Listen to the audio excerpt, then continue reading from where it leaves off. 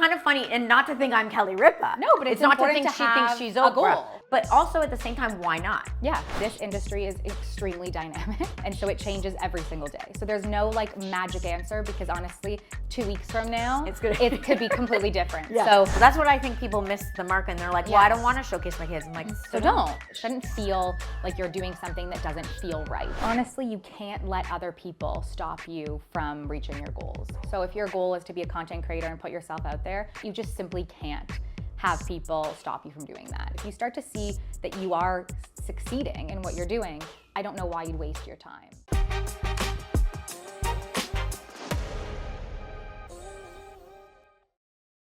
Hi everyone, and welcome back to The Laura Show. I am here with a special guest from Toronto, but she does a lot of work with an amazing person who I have found on the Instagrams of the world, Valeria Lipovetsky. I hope I'm saying that right, but your name is Rachel Ostro. Yes. And I really appreciate you being here, because you are actually the CEO of Valeria Inc. And so you really run and manage Valeria's online brand. She's someone I've been following forever. She's a model, a content creator, a business owner. She does all the things. She does, yes. She does all the things, but you're really the brains behind all these things. Yeah, I would say like brains, but operator as well, because when you're creative and you're creating content all the time, it's okay, how do you make this a business? And you know, being a content creator is a profession. And so it's really just operating on, okay, this is my creative vision. How do I make this a reality? How do I put that out there? Well, I am really bringing you on today for selfish reasons, because I really started producing content for my business.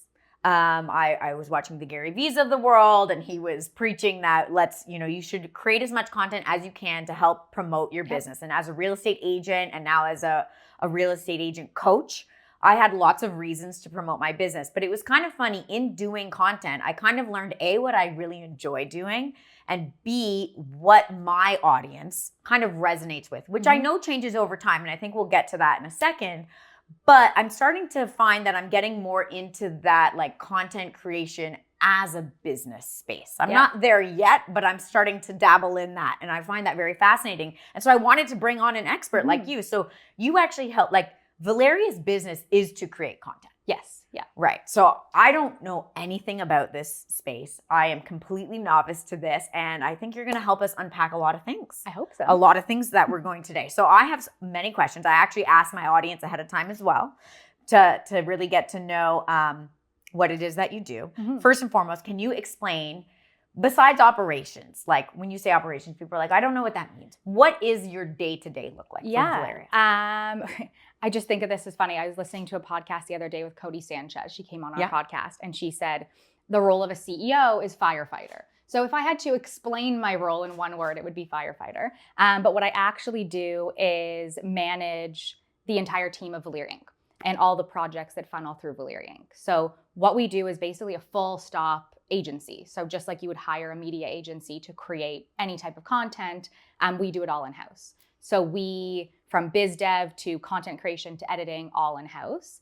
And so I manage the team, I hire the staff, look for locations, all the biz dev, the partnerships. So I'm trying to think of like a consolidated way to say it, but essentially if you think of an agency, I manage an agency, I just happen to only have one client. It's a lot. It's a whole lot. We were actually talking off camera, because we were saying, you try things, right? And I think that this is where some people get stuck. You need to try and fail, and kind of fail forward and see what works, what doesn't work.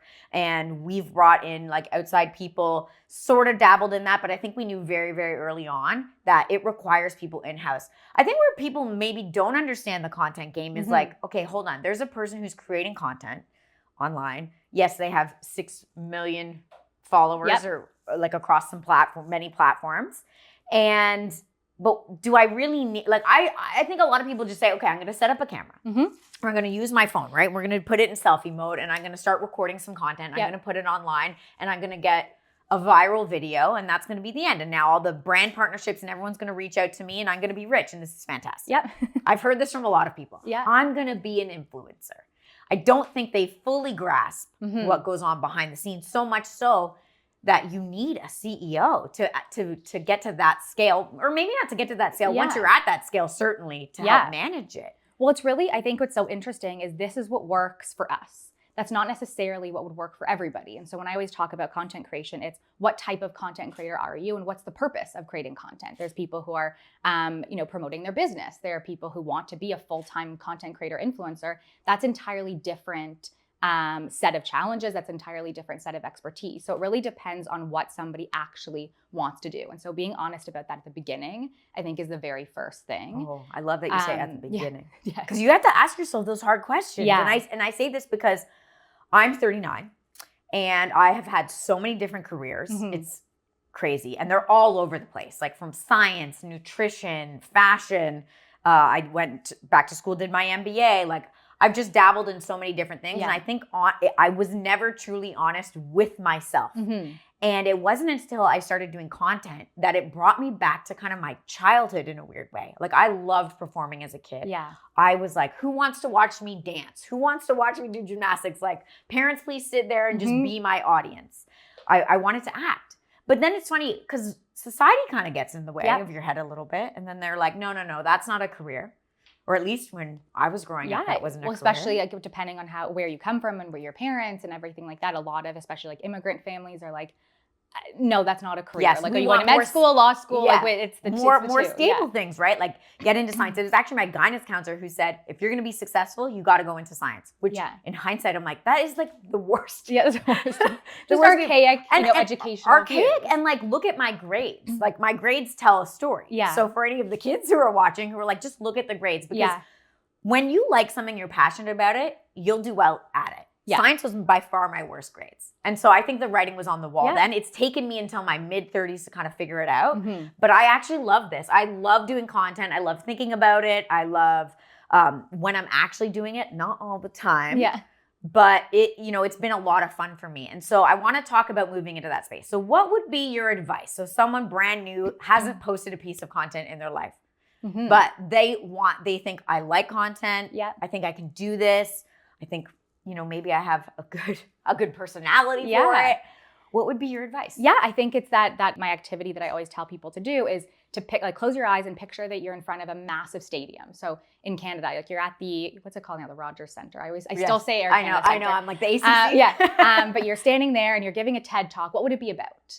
And that's kind of the same conversation of, when you're in school. I actually always tell people also, what was in your report cards? Like, you don't really change that much. You can adapt based on life experiences, but like at the core, people are generally kind of similar to, the things that they were like in high school for the most part, I find. So it's kind of really being honest with yourself and starting an activity. And I always say, okay, ask yourself, what would be that thing that you'd be so passionate and excited to speak about? So something that doesn't feel like work. So for example, you mentioned that, you loved acting, this is where this feels like a good progression for you. I was the opposite. So I loved, writing notes, and I loved creative direction, and I loved arts, but in a way that kind of mimicked and played off of things like geography and English, and the two kind of coming together. And so for me, like, acting was my absolute worst nightmare, which makes sense. Like, I'm the behind the scenes more so. Although you're starting to get on camera. Well, I loved a good debate. Like, I was part of like the debate team. So that's okay. So as long as it's like a subject that I'm passionate about, then I can speak about it. So that's, again, where somebody needs to realize, is it a certain topic? Is it that I want to perform? Is it that I want to promote my business? Is it that, I don't really know what I want to do, so let me just start creating content and see what happens naturally? That's honestly where I would start. It seems really simple, but actually sitting down, it's like sitting down to write a resume almost. It feels uncomfortable. It feels like something like, I don't really want to do it, but it's sitting down and really spending the time with yourself to say, why is this something I'm thinking about? And everybody's is going to be different. So yours might be, I actually want to create content. Somebody else's is, my online business or my business is struggling because I don't have any social media, and you do need that these days. You don't want to get lost. Right. And so that might be why you go into it. And so I think that's the very, very first thing. And that's what Valeria did. And so that's how she started. I'm interested because I see a lot of people, friends and my inner circle, colleagues, people I work with, they start to create content. Mm-hmm.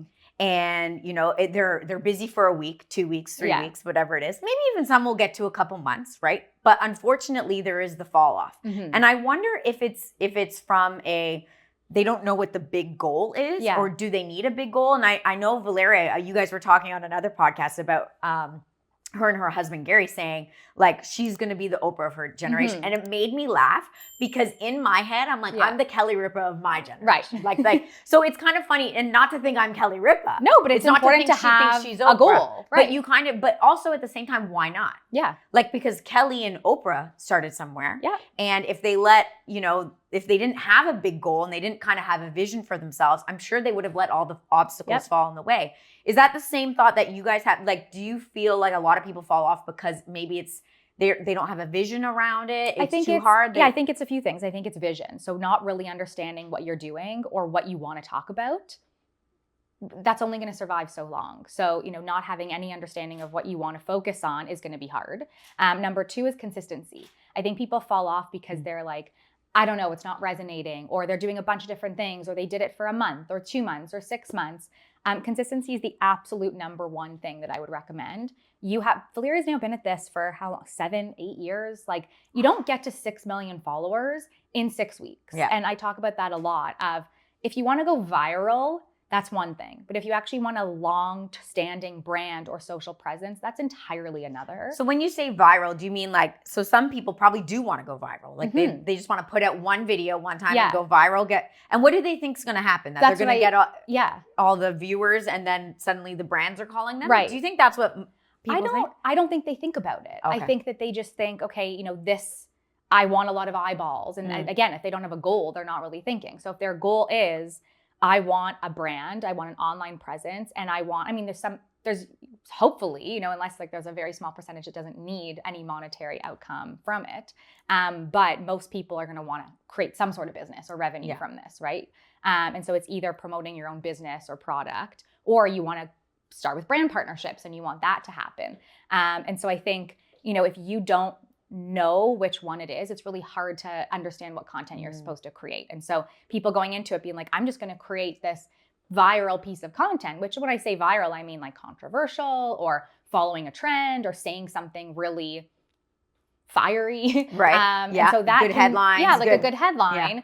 Okay, sure. So maybe you'll have, 10 seconds of fame. Right. But then what? And that's not long lasting. And that's not going to be a business. Right. I like that. I think, it's clarity around why you're doing it. It always comes back to that. Okay, so people are starting, they say, no, I do want a brand. When you say consistency, what is consistent? You should at least be posting once a day. Once a day? Mm-hmm. Okay. Once a day. You now have the information. Once a day. Okay, once a day. Yeah. All platforms? What are your thoughts? Not necessarily. I think it also depends on the goal. So there are people who want to create long form content, or they want to be like a vlogger and maybe it's more cinematic. Their platform might be YouTube. Mm-hmm. If they want to work with brand partnerships and like build an online persona, and I think Instagram is like the top of all platforms of just kind of an everything catch-all.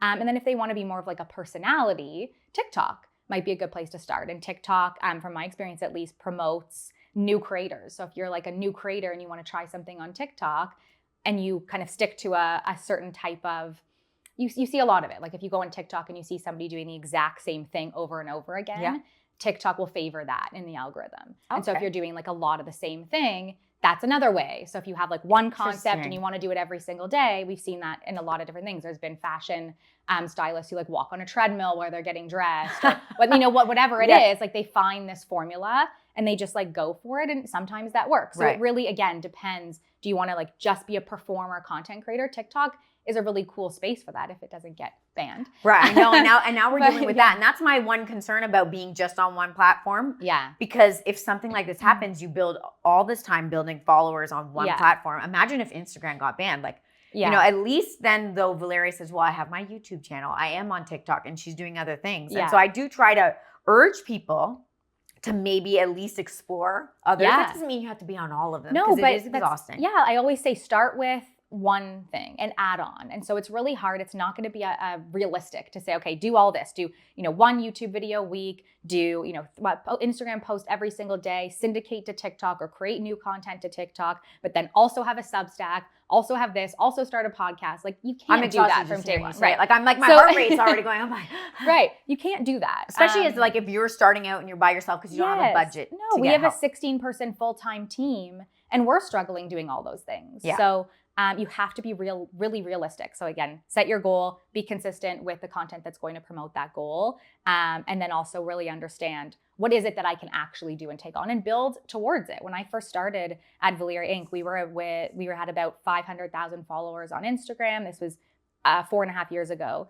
And we did like $1 million, $1.5 million in revenue. And it took years. Like this wasn't something that, overnight happened. It's like the iceberg, It was a right? systematic All approach. the work is actually under here, Yes. and it's slow and painful and slow Yes. and painful. And then all of a sudden, it's not even like you pop. People think you're an overnight success only because they've just now stumbled across your page. Exactly. Nobody's, it's really not like I that. honestly can't think of an example of like an overnight success. Even somebody the other day was like, Alex Earl's an overnight success. No, she's not. She created content about her skin issues for a very long time before she kind of like popped off. Right. Okay. So you kind of got to be doing it really. And I think that goes back to the why. If you're kind of doing it for yourself and you enjoy it, then you'll have that longevity and you'll continue to do it. And obviously at some point you do have to make ends meet. So maybe that means it's not your full-time job at the start, right? And you have to carve time into your day to do it. Do you have any best practices around how Valeria records her content? Does she like time block content? Does she do a full content day? What are your thoughts? So again, the tricky part and what I like is managing this agency is this industry is extremely dynamic.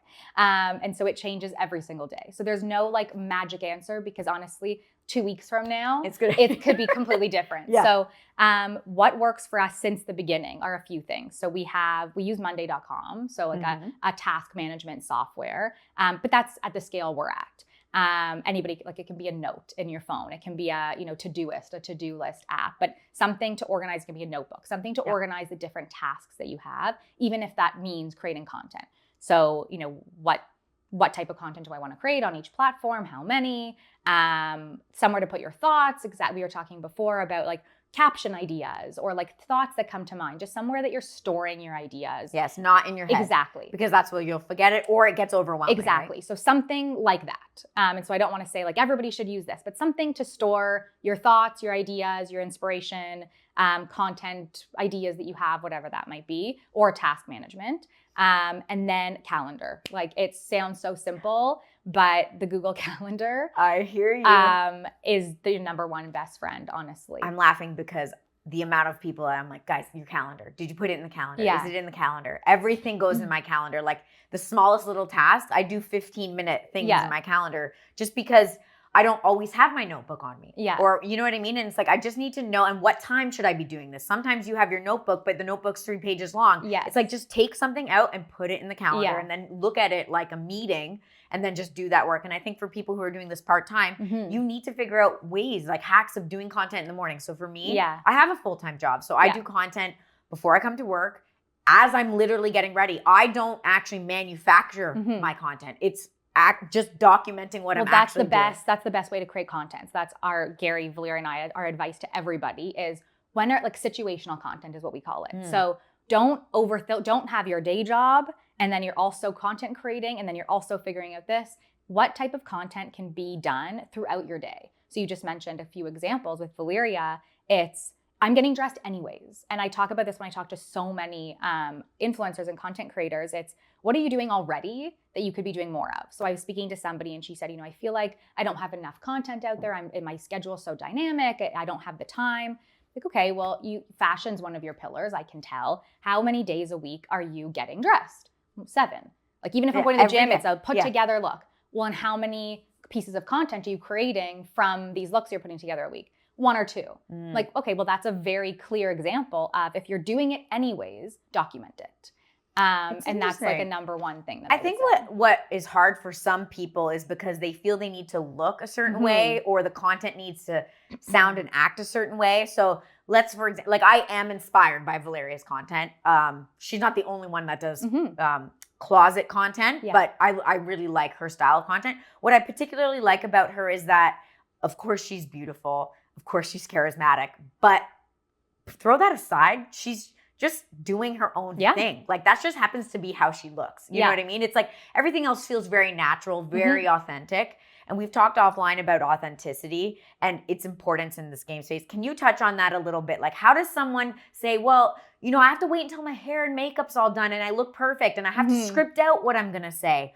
What's your advice there? Because my guess is Valeria is not doing all that. No. And honestly, even for her, especially coming from the modeling world, it was a big shift. And even still to this day, she knows that. But it's something that I constantly have to remind her. And our brand manager also reminds us all the time. The content where she's the most real is what resonates the best. So if she's having an off day and she's like, I'm not feeling it, or document that. Like, just still do it. Right. And so this closet series that we're speaking of is just, she's getting ready every day anyway. She's extremely stylish. She has her setup in her closet, so it's easy. Like, she just, suctions her phone to the mirror. Yeah. She got the lights. She's good to go. So again, it's making it easy.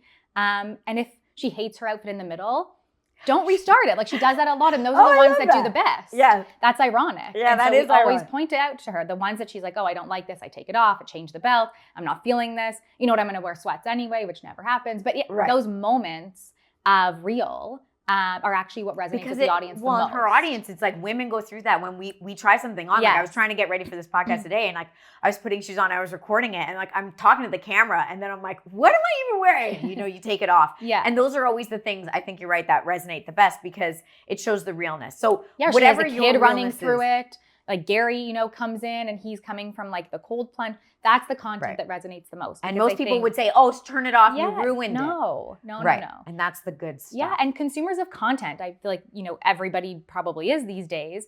We're kind of sick of the perfect persona, whereas that might have been something that was interesting at the very height of, newness of creating content. You want it to be inspired. You want to follow aspirational people all the time. Like, I think Keeping Up with the Kardashians really started a big at-home reality moment of looking in people's lives for this generation. So everyone thought, you have to look perfect all the time. And now everyone's just sick of it. Like, that's not real life. That's not who is your average person and what their life is like. So if you appeal to the masses in a way that's real and authentic and you're showing up as yourself, people are smarter than that these days. They don't want to look at something that's manufactured and unrealistic for them. You mentioned pillars. How many pillars would you suggest people have? Out of curiosity. It completely depends. I personally am such a big fan of the rule of 3 in all aspects of life. I actually, go into the week. I have 3 things that are really important to me every single week. So whether it's maybe job, family, nutrition, health, whatever that is. And every week I reshuffle what those 3 are like, because I just don't think that it's realistic that you can do more than 3 things in a given day. Certainly week. not well. Not well. Yeah. And so I always say start with 3. Just that feels like a manageable number. It also is manageable, but it also has enough dynamic, dynamism? What's the word? Why can't I think of that word? I'm like dynamo. Anyways, it's dynamic enough to have a good shuffle between 3 different content pillars. So I always say 3. We're gonna leave this in. You see exactly. how that works. You don't take it out. And so I always say 3. With Valeria, and we're constantly getting rid of ones. As you grow, as you change, as you adapt, so will your content. That's a good thing.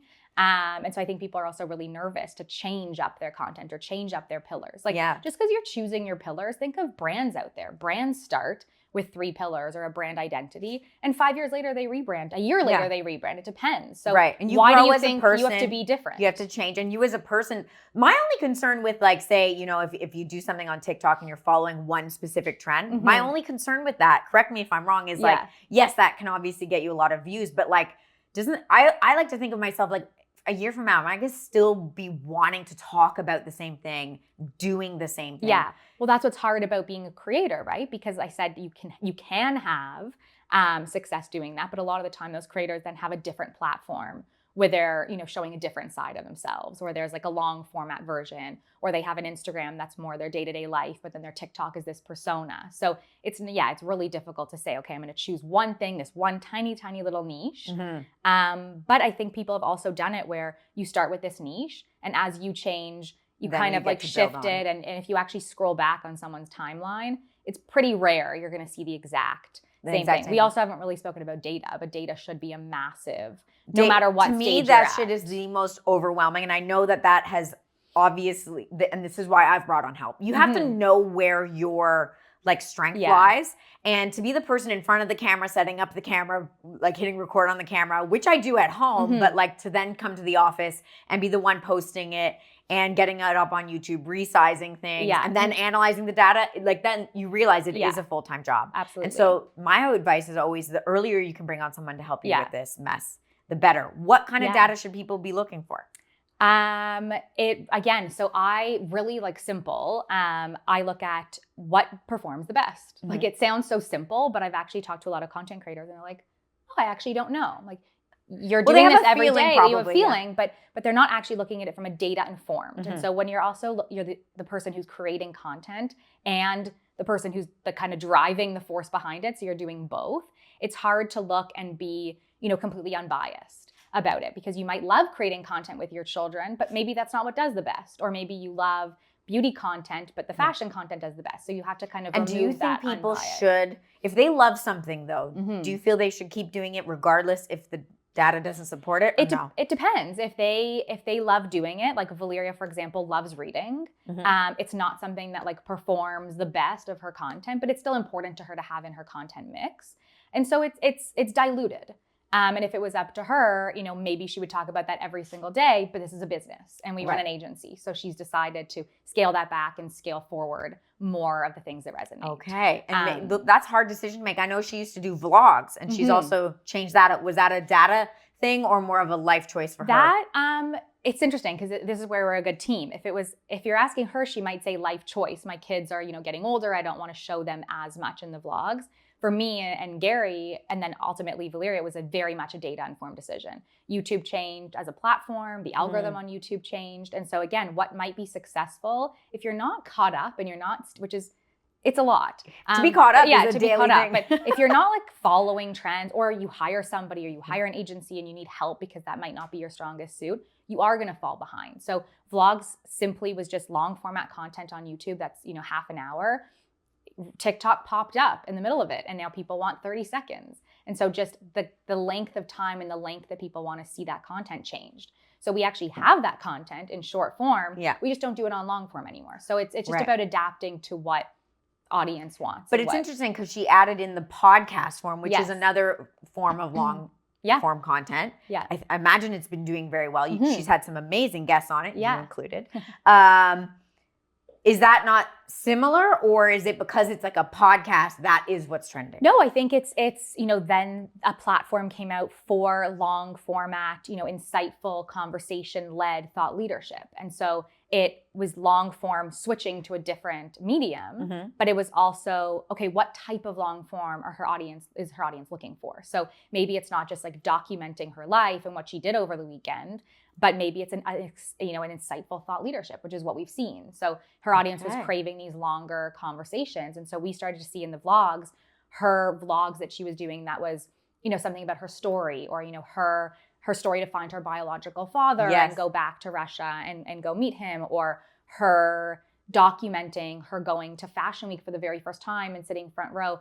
Things like that had storytelling started to do better than just a mismatch of content or, I definitely think that, and like storytelling, long form, storytelling, short form, having an opinion, although I'm not the most controversial person, but like having an opinion on something, like not even like, it doesn't have to be political opinion, but just an opinion, not being afraid to share some things about yourself. Because I think people get trapped in well, what if people judge me for it? Yes. What if people don't like what I have to say? Yeah. I've something as simple as posting a book that someone doesn't like can actually get you some backlash, which is ironic. Yeah.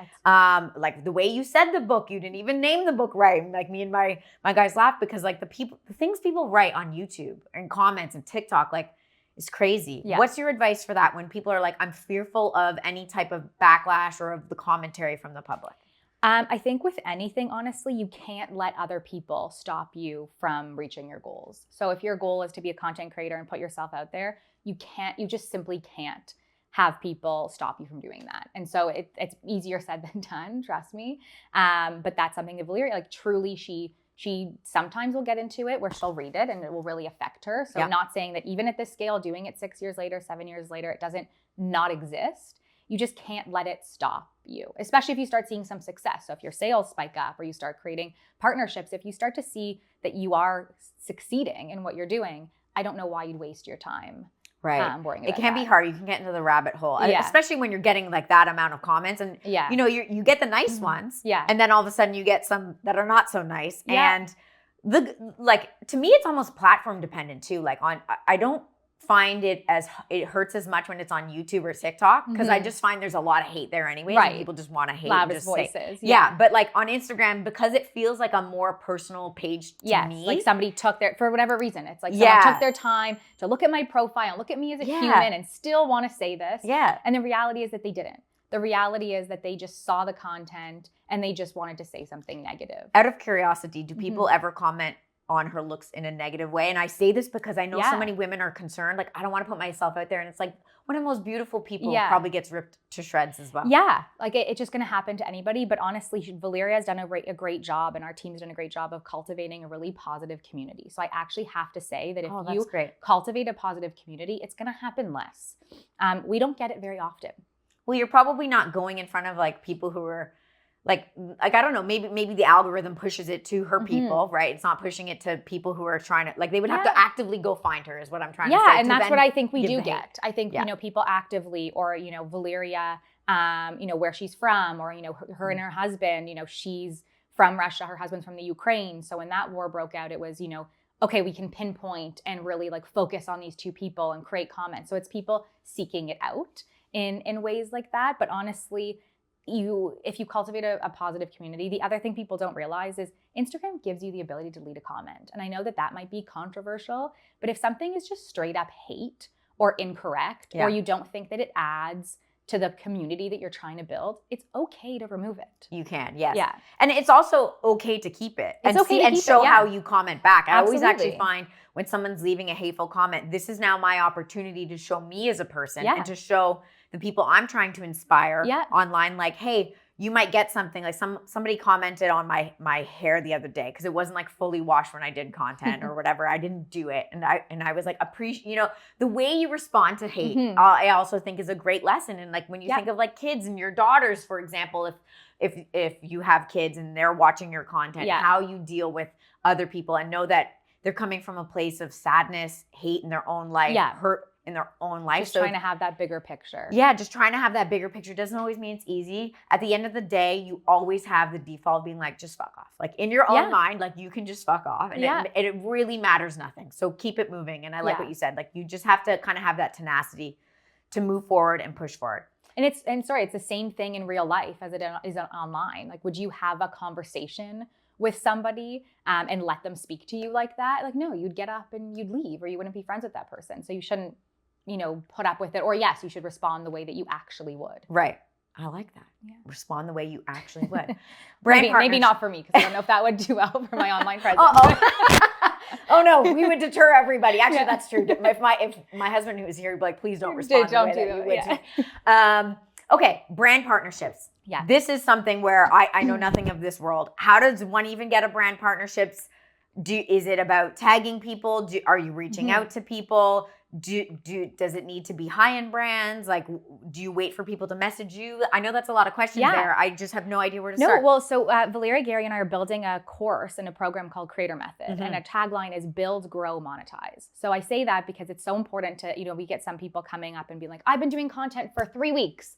At what point is a brand partner going to come to me? Yes. Like, it might be a little early. So again, if you're building your brand and you're creating content, you're growing. So you're growing your content, you're scaling up what you're doing, you're scaling up your audience. Then at some point you can start thinking about monetizing. And so I think starting it and saying, I'm going to monetize from day one is not entirely realistic, especially if you're just a content creator. You're not, promoting a business, and that's not what you're doing. And so with brand partnerships, the way that we started, and I think that, and the way that I see a lot of other people, is just what's the most organic. So same kind of thing as the content that we're talking about. What brands do you love? What brands are, is that a coffee? Is it a certain like electrolyte powder? Are you going to the gym anyways? What equipment are you using? What brands do you gravitate towards? What car do you like? What are you doing that has brands involved, which is hundreds a day. So there shouldn't be a shortage of that. Yes. And so, we don't even realize how many. Exactly, no. And so I, when people always get stumped, I'm like, okay, well then try and think of all the brands that you actually interacted with today. I mean, all I've done today is like, do my hair and makeup and get in the car and come here and eat breakfast, there's still hundreds of brands probably that I've come in contact with. So what brands are just an integral part of your life regardless, start tagging them. Okay. Start tagging them. And I like tagging them on every single, if you're doing even a carousel, like every single instance, because you don't know when somebody's going to come across it or click it, or maybe they're on the third photo in the news feed. Right. And they don't see that it's tagged, but then they do on the fourth photo, whatever that looks like. So just tag them every time. And you have to get to a certain content stage to do this, but tag them, interact with them, follow them, comment on their posts, like in a very natural way. That kind of just starts this relationship. Oh, I love that. Comment on their posts. I tell people to do that to build their followers. Like go find your potential audience. Hashtag Toronto moms, for example. Like, I don't know. Like go and find other people that are in your wheelhouse and start commenting on their posts to give. So, you start that reciprocity. Yeah. I guess. No, somebody I was talking to the other day said, my dream partner is X. Like, okay. Do you follow them? No. Do you comment on their content? No. Do you incorporate them in your content? No. How do you ever think you're going to work with them? How are they going to find you? Exactly. But do you think let's say, Rachel, I drink Starbucks coffee every day. So I'm going to start tagging Starbucks coffee and commenting on their things. Is that a realistic place to start, or should it be more localized, smaller businesses? It depends. I think, the other thing I say is look to see if that brand is engaging in current influencer deals. And so Starbucks, for example, you don't see a lot of it. They've actually started to a little bit, but it's kind of a mix of do they integrate into your life, and have you seen them work with other creators? If you haven't seen them work with other creators, probably not realistic that they're going to work with you, especially if you're at the infancy stage of your content journey. So especially if you see somebody, which is why follow other people. This is not as simple as just putting out content and like wiping your hands clean and then moving on with the next task. Yeah. This is building an online community, an online presence. And in doing so, you need to include brands if you want to work with them. Do you guys have like a kit or something that you have set up so that if someone reaches out to you and say, hey, we'd like to work with Valeria, you can send them something like your numbers, Yes. Yeah. We have a media kit and we change it every month. So it's in the calendar again. It's in the calendar to remind us to do that every month because our numbers change, our demographics shift. We have different case studies, whatever it might be in our media kit. And so that is something that you do. We've had a media kit since I started. So for about 4-5 years, she's had a media kit. So and then do you kind of change it depending on the brand partnership? Like if it's more of a fashion one, it might be more fashion forward, obviously. And then if it's, a vitamin, we're going to go down the health route and all the health stuff. And again, start small. Like this isn't something that is built out. I have to hire, 3 designers and a team. Like think of, your first resume when you were getting out of high school looking for a job compared to, maybe what it is now. Like this does not need to be this perfect document at the very beginning. It's just telling your story a little bit, giving your rates, if you're even at that time, or maybe, starting as a UGC creator instead. And so there's lots of different types of creators out there. So maybe it's just examples of content that you've done. And if they send you packages, you'll create content for their channels. And then that might foster something else. So at the start, when you say rates, it might sound crazy to a lot of people. Like, what do I even rate myself? Like, is it even just as much as like, hey, like give me some free product maybe to start versus saying like, I'm going to charge you for that. Exactly. So again, it depends on where you're starting, but it's like our rates change every 6 months. Okay. And so it's a supply and demand. Sometimes demand is really big or her calendar is wide open, which doesn't happen anymore. We're really lucky. And so the rates might be one way. And then, it's really busy or it's the holiday season or it's around, Thanksgiving, Christmas, our rates might skyrocket. And so it really is something that you have to look at and be dynamic with. So again, starting in the beginning, it might be really small. It might just be for product, I will do X. But I really do believe and at some point pretty early on starting to charge, because if you kind of fall into that trap of creating content without some sort of like monetary involvement, then you being taken seriously as a business is going to take a lot longer to actually happen. So even if it's $100, like some exchange of funds for the work that you're doing pretty early on, I believe in. And I think people also underestimate themselves. Like, if you don't ask, you'll never know. No. So sometimes, like my business partner and I will get asked to speak on stages. And at first we weren't charging. We were like happy to go. We were building up our content. And then we were thinking to ourselves, like, the amount of time we bring our team with us, it's usually on a weekend or an evening. And yes, we get the content, it's fantastic, and we feel good we're helping people. But at some point, you have to kind of say, like, my time is worth something. And throw out a number. If they laugh at you, okay, maybe that wasn't the right number. But like, at least now you now have a cent, and you'd be surprised. Yeah. You really would. The first time we threw out a number, the person was like, hey, no problem. We were like, oh. We should have said higher. Well, even in real estate, like Gary says all the time, like when people say, you charge this or you charge that, it's like, well, would you buy a house and not pay your agent for selling your house? Like, what? I don't understand how this is different. If this is our business. Right. And, obviously at this point we employ people and we have a full agency.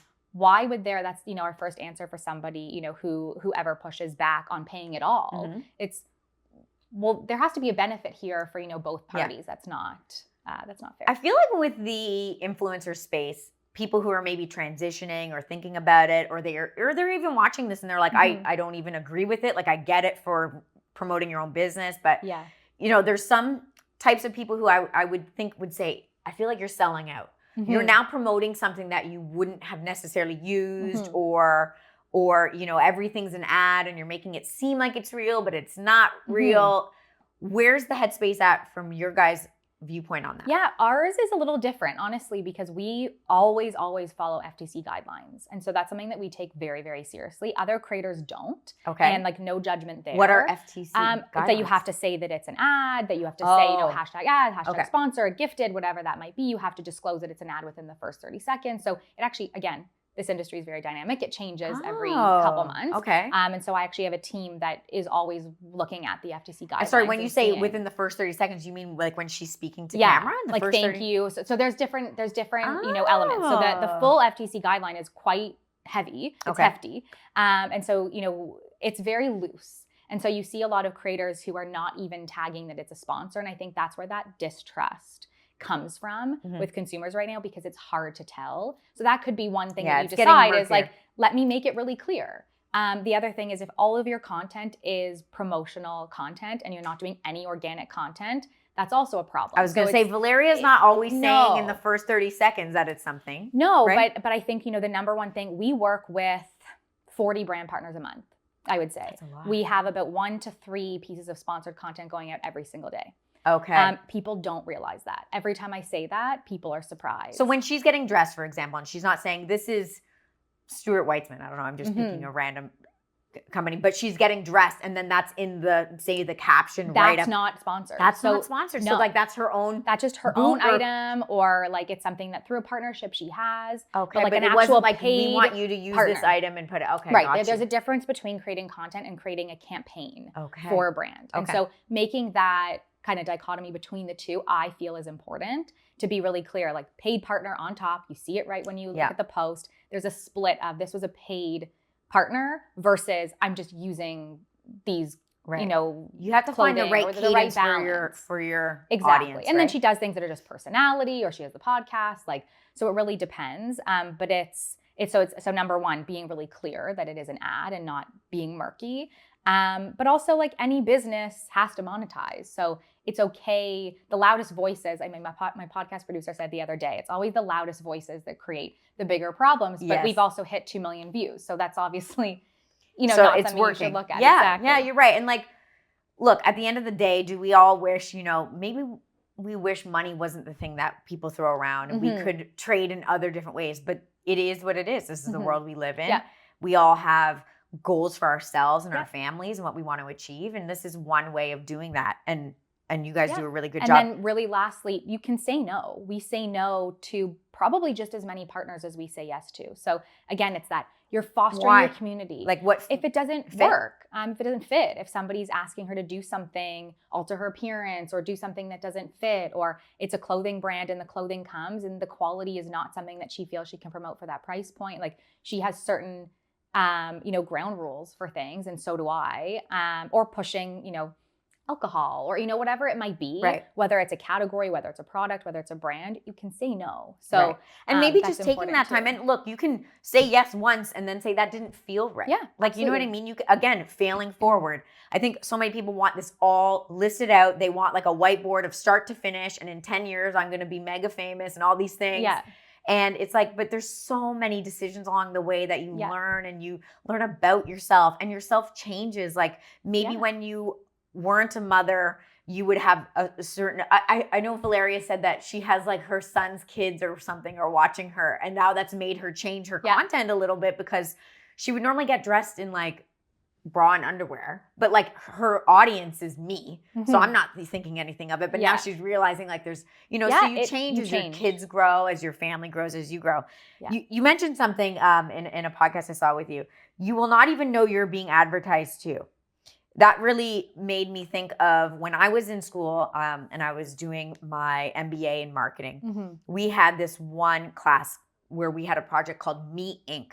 And this is now back in 2014, 2015. I wish I took it seriously, but I wish I had taken it seriously and acted upon it. I certainly knew when I got into the realm of real estate that I wanted to create content. I knew very early on content would be part of it, but I didn't know how to put myself, I wasn't at that place where I felt confident enough with myself to put it on camera. I didn't understand the selfie mode and all that stuff. So my content was like not great content, but I knew that it needed to be more lifestyle as well. Like it can't just be real estate all the time. I just listed and I just sold. It's like I knew me as a brand was a thing. Talk to me about like kind of that aha moment for you guys. And maybe this was just for you and not Valeria, because she'd been doing it prior to you, where you were like, look, advertising is all around us now. And we're not necessarily going to know when it's happening. It might be, you know, in the books in the background, or you might be on the TTC and you see something, but is it an ad? Is it not an ad? Is it just a picture? Is it art? When was that kind of moment for you? So my background is in advertising design. So for me, I've always had that kind of like art of storytelling and understanding that, you know, an ad is one thing, a story is another. And so that's something that I think that I brought to Valeria Inc. And I think brought to Valeria is that shift of, okay, we absolutely do create campaigns.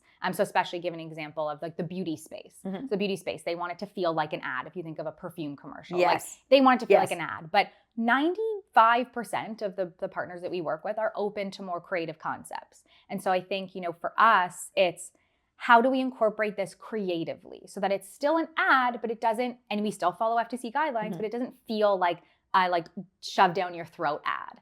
And that's the difference, is you don't have to follow like this exact, you know, script. And if you get to a point where you can actually start working with your partners when you're monetizing and down that road to say, you know what, this is a really cool trend.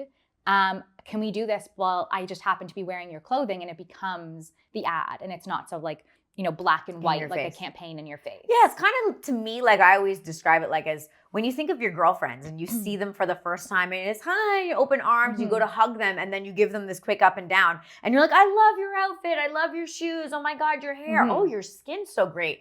And it's that conversation amongst women of what are you wearing, what are you doing, how are you staying so healthy, how'd you lose the weight? And then they tell you, and that's kind of like, it's that, it's the association. Yeah. And so that's what I say. It's the association with products. And so brands, especially my best partners, are brands who understand that. And I've been on their side. So I know that they have KPIs. Like I very much understand that. But the brands who understand are the brands that aren't just tracking conversion on that specific post. So I have a really good example. We did a campaign for, it was a TikTok. We did a campaign for a beauty brand, and it was very ad-like. And this is the brief that they wanted us to do. But all of our partners get integrated organically because we want it, it's important to us that it feels like this is actually somebody that we've decided is a really good partner for this community. So every partner that we enter with, we feel mutually beneficial. And so it's easier to do that. So organically. And so when the partner manager called me and said the content didn't perform, you know, as much as I would have liked, I gave them the three content that they were featured in organically that exploded. One of them went viral and had over 11 million views. So when I actually looked at the big picture, I said, okay, you had your campaign, but then you had these 3 organic moments that in entirety, it was like over 26 million in reach. That association for those 26 million in reach is going to be better for you than that one piece of content. So the brands that understand that are like, I think, you know, superior in terms of the way that this is heading this industry. For you, is it hard? Like your team is relatively young, I imagine. Yeah, I'm like ancient. Millennials are younger. Yes, okay. I feel the same on my team. I never thought as a millennial I'd feel so old. Yeah. But you're talking to the big companies, big brands. I know you're probably not talking to the head person there, but like, you know, your equivalent over there. I'm curious about your, like, confidence. Where do you get the confidence to say, look, Valeria, I'm going to run your personal brand. I'm running your life. Like, you know what I mean? That's a lot of weight on your shoulders, because I imagine she comes in and she has a lot of weight on her shoulders. Yeah. So it's not to discredit that by any means, because as the person on camera, she has to show up every single day. But for you, like, is this something that you always knew in your gut? Like, I know I can do this. I know I can run a business at such a young age, or have you kind of grown into it? No, I think my parents, it's really funny actually. My parents, when I was like 4 or 5 years old, felt that I was like quiet, and my family is not a quiet family. And they put me in karate, and I became obsessed with karate at a really young age. And so that's like the moment my parents said, like, you completely shifted. So I don't know what it was about karate. So maybe put your kids in karate. There you go. No, from from about 5, like my parents really wanted me to feel like I could do absolutely anything. And no parents are perfect, but the one thing my parents did perfectly was let me lead, and just always given me the allowance to do what I felt was right, or what I wanted to do. And so I think, I've had the opportunity to lead with my gut since I was really young. And that's helped me because I just kind of like go off my gut, and I just have feelings about things. And I lead with instinct a lot of the time. And so I think that's helped me. Wow, that has served you very well. Yeah. You're a mother of 2. You're obviously running now. So you run Valeria Inc., which is comprised of Valeria's personal brand, Gary, her husband's personal brand as well. And now you've brought on Creator Method. Yes. Yeah. Like, that's a lot to do. You and I quickly talked about something offline about you had some illness or chronic pain that you were dealing with. And I would love to hear that story. Has that kind of shaped you a little bit as well in this space and given you kind of tenacity? Yeah, I think it's both. I think, my parents, I mentioned them, but I'm first generation Canadian. My parents are both. My families are from, all over the world. I have family everywhere. And so I just learned that things take hard work. And so I think that comes from that like confidence, the tenacity of just understanding that things take hard work, and then dealing with like pain or issues or challenges in your life, and understanding that like nothing comes easily, and nothing comes without like a lot of work and a lot of changing and adapting and resilience along the way. And so I think as soon as you realize that resilience is something you're going to need, regardless, everybody has different experiences in life, different businesses, but I would say that everybody who is, when I talk to my grandparents, it's like that resilience message is what really sticks. And so for me, I think understanding that and being able to show up every day with that helps. And so, bringing back to like pain and being resilient and changing through that and understanding how you're going to adapt to it and how you're going to fix it. It's kind of all that same message. It's so funny because with content, it's the same thing too, right? Like I've been doing this now consistently for, 2.5 years. And that's probably still too premature to start having crazy expectations. So I guess it's don't come in with expectation. Yeah. Like, just understand that it's part of the process. It's the journey. Oh yeah. Yes, it's exhausting. Yes, it's going to be time consuming. And sometimes you're going to feel like you're hitting your head against the wall. There are mornings where I wake up and I'm like, what am I even doing this for? No, but any business owner, entrepreneur, if you don't have those moments, I think you're doing something wrong, because then you're probably going to get, stale or stagnant in some way, because it's just not easy. Everybody would be doing it if it was. Do you feel like, yes, you're the CEO, but your clients are obviously also the owners? So in a weird way, the dynamic there is kind of unique. How do you find working with them? Like, not like I'm sure they're wonderful people, but they seem to have very different personalities. They do, like very different personalities. And then I'm very different personality. I kind of am a mix of the two of them. So we just got lucky, and not lucky. Gary hired an executive recruiter and spent like significant, time and energy and money, honestly, in finding a good fit. And so this wasn't like a haphazard decision. You weren't looking for something like this, though. No, I imagine. Oh my gosh, no! Because I didn't even know it. I didn't know it existed. I'm like, what? So how did someone find you? How did this recruiter find you? So Gary says, I'm looking for a CEO for a personal brand. Yeah. For me and my wife. And how do you think your resume comes to this list? So at this point, he was looking for a COO. Okay. Because, and this is kind of back to the dynamic, the duo that we have is Valeria's highly creative, but she's also extremely strategic. and she looks very, into the future as well. And Gary is like very futuristic, like entrepreneur. And he's used to, like we talked about, like the change and the resilience that you have to have as an entrepreneur, and changing and trying new things and not being nervous to. But then the actuality of those things coming together, they felt we're missing someone to actually operate and execute on like my vision and my creativity. And so they said, okay, I need a COO to help with this. Like, we're now scaling in audience and we're scaling in brand partnerships. And so he hired an executive recruiter. That recruiter knew that it was kind of a tricky role because it needed to be somebody who understood the fashion beauty space, but wasn't necessarily coming from it. They were coming from somewhere where they operated and built teams, because we knew we needed to scale. And so it just was a nice, like, the recruiter he hired ended up being a friend of mine's, family friend. They had a dinner at the dinner table. Somehow I came up, and then the recruiter and I connected, and they had a whole series of like questions and activities and things that we did together. It's kind of one of those things, like when you don't know where your life is going, somehow it works out. Like, it's never the path you think, but in hindsight, when you look back, you're like, it actually makes and that's how I feel about my whole career. Yeah. Like, just if I look back, I'm like, each individual thing, like, I have so many different experiences and lived in different places, and I'm like, how did this happen? But when you actually look back, and those puzzle pieces do. Well, I worry that for young people, because they hear a lot of, well, it's going to look weird on your resume. And what's the story? How do you connect these things so it seems purposeful? And like, sometimes you kind of got to make that up as you go. If you are in an interview, like, make up a story, but know that doesn't mean there's anything wrong with you. If you don't quite see what the story is yet, it's still unfolding. Or become a brand storyteller like I did. So you actually take that and you make it an advantage, and you say, yes, like, I have different types of aspects to my career and experience, and therefore I'm good at storytelling. Right. And therefore I'm well versed in a lot of variety of topics, and et cetera, et cetera. Yeah. So you can always use those things to your advantage. Talk to me about Creator Method, because you guys just started this company. I think by the time this is out, it will have been launched. Yes, I think so. I hope so. So that's fantastic. What is Creator Method? So Creator Method is really, we have the different parts of our business where we have Valeria Inc., which is, completely functioning off of all of Valeria's content and partnerships and everything. And then we have we actually also fund and invest in different businesses and products and services that we believe in. So we have almost like a mini VC media thing going on. And then Creator Method is, okay, we see in both of those things that creators all over are asking us tons of questions, and they started to ask us to start consulting for them, or can I get on a call? Can I have some advice? My content isn't resonating, or I feel like I'm going stale, or the algorithm hates me, or whatever the case may be. And so we started getting a lot of those questions to all three of us, and we thought, what if we actually built like a course, but more than a course and a community for other content creators? Because we've been doing this pretty much since the beginning of when this was an actual, job and career.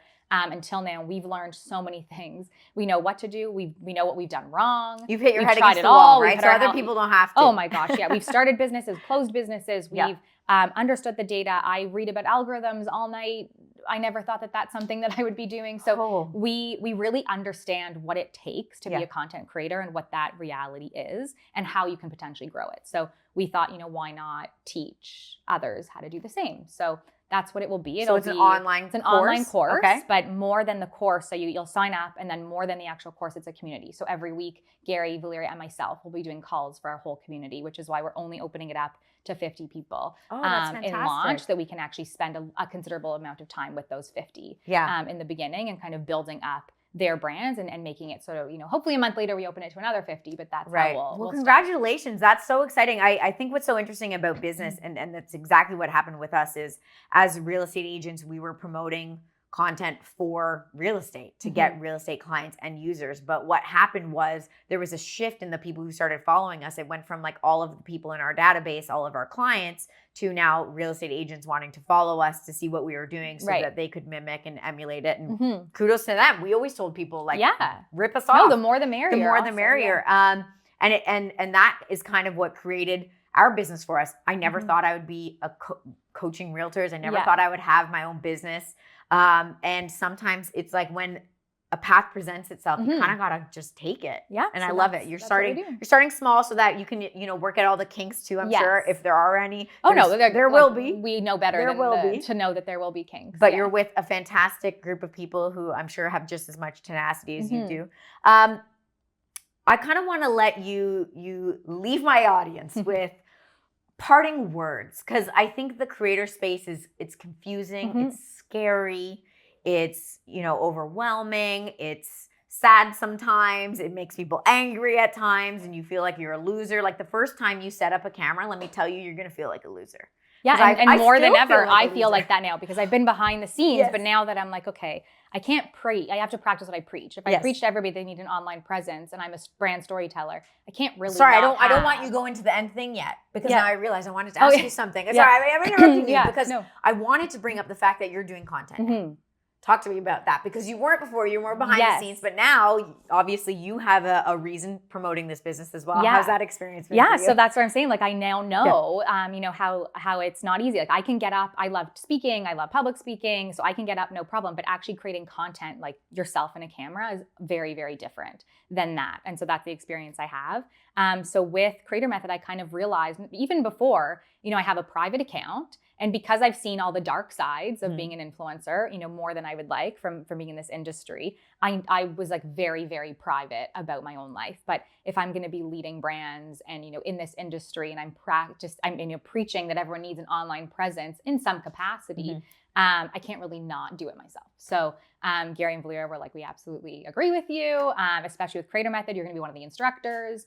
And so, start kind of creating content yourself, which has been challenging. Yeah. Honestly. And like you just started not that long ago, but it's obviously been going well, or are we like, I don't like it, but I'm doing it. Like, is it a necessary evil for you? No, it's not. But I think, what I tell everybody is it shouldn't be work. Like it shouldn't, obviously it's work, but it shouldn't feel like you're doing something that doesn't feel right. And so it's okay to take the time to figure out what that's like. And I'm honestly still doing it. There's lots of different sides of my personality. Am I just talking about work? And am I, bringing my kids into it, which I decided I'm not going to be doing because I don't want to put them out there. It's really just like figuring it out at the very beginning and building onto it. But so you're that's in the charge. stage I'm at. That's what I think people miss the mark, and they're like, well, I don't want to showcase my kids. I'm like, so don't. Yeah. Or like, I don't want to get changed in the closet. So don't. Exactly. Yeah. Just like do what feels right. And it might take you a little bit of time, but if you're not consistently posting or engaging or commenting or building relationships, nothing's going to happen. So you can't expect, it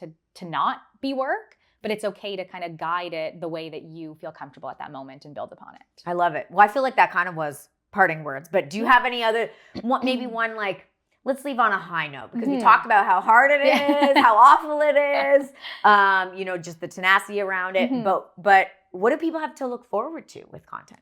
It opens up a whole other world. It opens up, what's so nice about it is it gives you this global, whether it's an audience, whether it's a global community. I posted about it the other day, but since I've had an open account only for a couple weeks, like I'm here talking to you, I've connected with this amazing woman who's a business owner in Southeast Asia because I live there and we have that in common and we're talking about that. I am reconnecting with somebody that I had hired as a speaker at my conference next week for lunch. Like there's really good that comes out of it. And so it's that don't focus on the negative or the, I hear so many people like the cringeworthy aspects of putting yourself out there. Like focus on the actual good that can come out of it, which look, for Valeria, it's $14 million in revenue and a 16-person team and a very dynamic, beautiful, happy life. So yes, you can look at all the different hurdles along the way, but that's like any business. But this actually has global opportunities, both in relationships, community, opportunities. So it's exciting. I love that. I'm so glad you came online because that is how I found you. I wouldn't have even known about you had you not come online. And then I think Valeria posted something and she's like, this is my CEO. And I was like, oh, she's in Toronto. Oh my gosh. Like we probably know some of the same people and you're just down the street from me. And that's how you build things. You're right. Yeah. We say a lot in my real estate company and in the coaching company, your net worth is determined by your network. Yeah. Right. And just having the ability to meet interesting people. And I do this content more for that. The people I've met in a year and a half that I've been doing it, like I still message. I still talk to. I invite to places. We've talked about doing conferences and things together. So you can really create a great sense of community for yourself and for your life. Yeah, and creating a network used to be like your small community network. And now it's, with social media, it can be a global network. And the next time I've been traveling so much and sometimes you're like, oh, you know what? I'm in this city. I remember that person lives there or moved there. And that's a really nice thing. And so I think, yes, think of it as a positive of building and fostering this new, online life. I love that. my parting words, I think I'm going to say, for me, I think there's no greater gift to people. You know, the greatest form of flattery is imitation. I think that's a saying. I suck at sayings. But like something in and around that. And I take a lot of inspiration from Valeria and obviously you guys and what you do. And obviously taken a lot of things from Gary Vee. There's a lot of people around the world that I've taken things from. But I think for you guys, if you're looking to start content, go and find other people who are doing content that you like. Yeah. And like, now I'm sitting with you and I say, well, that's kind of weird because Laura's content looks a little bit like Valeria's content. But so what? There's so much space. There's so much room. And at the end of the day, I don't need to be competing with my fellow woman. You know what I mean? People are either going to resonate with me or they're not. I think where I fall into the trap is that the more I try to become authentic, the better my content gets. And so, yes, you can start with imitation, but at some point, once you get comfortable, then start making it your own. And that's when it really gets fun. That's when you get to wake up in the morning and say, like, I'm excited to do this versus like cringe all day long. And everyone wants a job and a career that feels that way, right? No one wants to like dread that Monday morning. You want to wake up excited. So I know that sounds easier than done. But so if you're not following Valeria, go follow Valeria. More importantly, if you're not following Rachel, you go now follow Rachel because she's going to tell you all the nitty gritty, best practices, everything that you need to know. Rachel, I appreciate you. I'm not going to hold you up any longer because we've already gone longer than we said. And so I'll let you get back to your very, very, very busy life. But thank you so much. Thank you for having me. So nice. And guys, we'll see you next time.